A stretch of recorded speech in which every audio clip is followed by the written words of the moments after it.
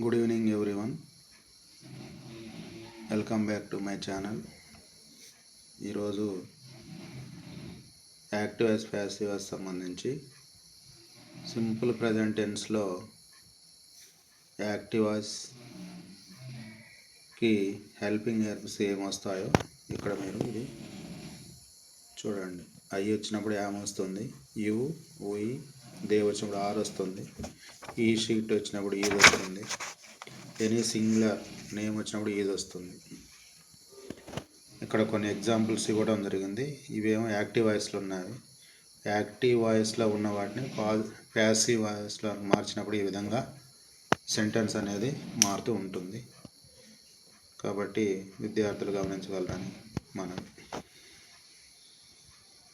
ఈ యొక్క వీడియో నచ్చినట్లయితే లైక్ చేయండి, షేర్ చేయండి, తప్పకుండా సబ్స్క్రైబ్ చేయండి.